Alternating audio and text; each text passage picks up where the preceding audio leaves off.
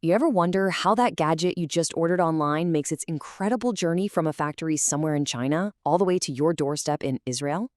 Well, it's a pretty complex dance of ships, planes, and a whole lot of paperwork. Today, we're going to pull back the curtain on that whole process. By the end of this, you'll have a super clear, practical guide to making the smartest shipping choices for you. First things first, let's just talk about the sheer scale of this. The trade between China and Israel is, well, it's not a small-time operation. We are talking about a massive $13.53 billion in trade value. That is a huge amount of goods moving between the two countries, every single year. So, okay, with billions of dollars worth of stuff on the move, the real question is, how do you get a piece of that? Whether you're importing just one little sample or a whole container full of product, how do you navigate this system to get your stuff from point A to point B without breaking the bank? That's exactly what we're here to figure out. So here's our game plan. First, we'll take a quick look at what's actually moving on this billion-dollar route. Then we'll dive deep into your 4 main shipping options. After that, we'll run through some real-world scenarios to help you pick the right one. And we'll finish up with some absolutely crucial tips on ports and paperwork. Sound good? Let's jump in. So what exactly is making up this multi-billion-dollar trade lane? You know, it's an incredibly diverse mix of products that businesses and, frankly, all of us in Israel rely on every single day. I mean, just look at this list. The variety is kind of staggering. We're talking about everything from giant industrial machinery and cars, all the way down to the electronics and clothes we use every day.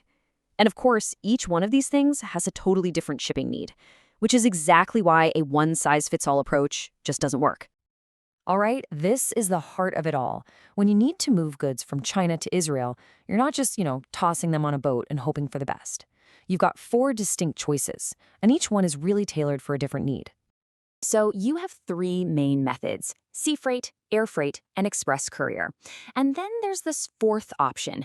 It's more of a service, really, called door-to-door, or DDP. It basically bundles these other methods into one simple package. Just think of them as different tools in your logistics toolbox. This table really lays out the fundamental trade-offs perfectly. I mean, at a glance, you can see sea freight is your low-cost champion, but you're going to be waiting a while.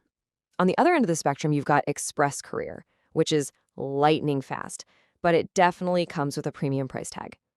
Air freight and these all-inclusive DDP services kind of sit right in that sweet spot, balancing speed and cost. So here's the bottom line. Your decision is almost always going to boil down to this one simple trade-off. If your number one priority is speed, you're looking at air freight or express. If your main concern is just keeping costs as low as possible, then sea freight is your go-to. It's really that simple. Okay, theory is great, but let's make this real. How do you actually apply this to your shipment? We're going to run through 3 really common scenarios to see how this whole decision-making process works in the real world. Let's start small. Imagine you just need to get a 1-kilogram package. Maybe it's a product sample or an urgent document from Shanghai to Tel Aviv. It's tiny, but it's super important. Okay, based on what we just saw in that comparison table, what do you think makes the most sense here? Think about that balance of speed, cost, and just pure convenience for such a small weight. If you guessed express courier, you are absolutely right.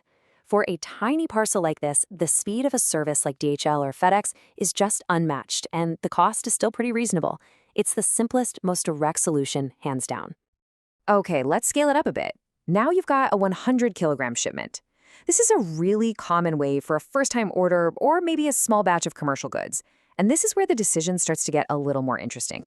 See, at this weight, express courier starts to get really expensive. So what's the smarter move? You probably still want it to arrive relatively quickly, but you've got to be mindful of the budget. The smart play here is standard air freight, or a DDP air service.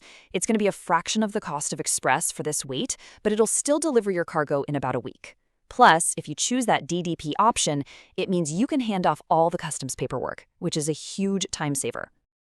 And for our final scenario, let's go big.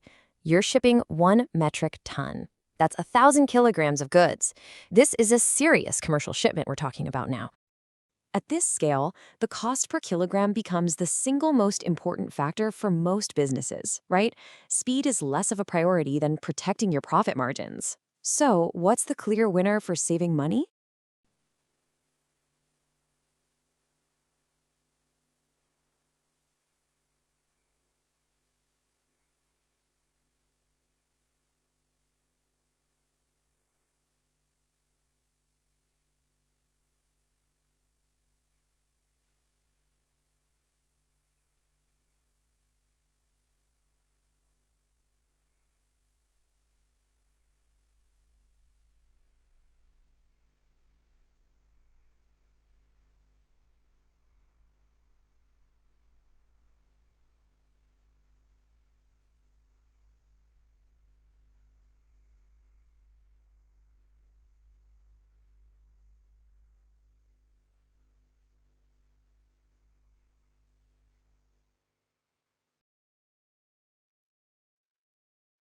Okay, so you know how to choose your method. Awesome. Now let's cover a few final details that can really make or break your shipping experience. We're talking about picking the right ports, getting the timing right, and understanding that easy button DDP solution a little better. Here are 3 pro tips you're going to want to remember. For anything coming by air, Ben Gurion Airport is almost always your fastest, most efficient bet. For sea shipments, Haifa Port is the main go-to for most container goods. And this last one is critical. Always, always plan around the Chinese holiday calendar. Shipping right before a major holiday can mean serious delays and price hikes as everyone rushes to get their cargo out. We mentioned DDP earlier, and this slide shows you exactly what it means. DDP, that's delivered duty paid, is the all-inclusive, totally hassle-free option. Basically, if you're someone who wants to avoid dealing with customs and paperwork, this is for you. Your logistics partner manages the entire process, from the factory floor all the way to your front door. And here's what that A to Z process actually looks like. They handle the pickup from the factory, they do all the export and import paperwork, they manage the international trip itself, they clear it through Israeli customs, and then they deliver it right to your address. It's the closest thing you can get to a set-it-and-forget-it solution in international shipping. So we've covered the methods, the trade-offs, and the pro tips. You now have the core building blocks to make an informed decision for your specific needs. Because at the end of the day, every shipment is unique. The only question left is, what's the perfect shipping strategy for you?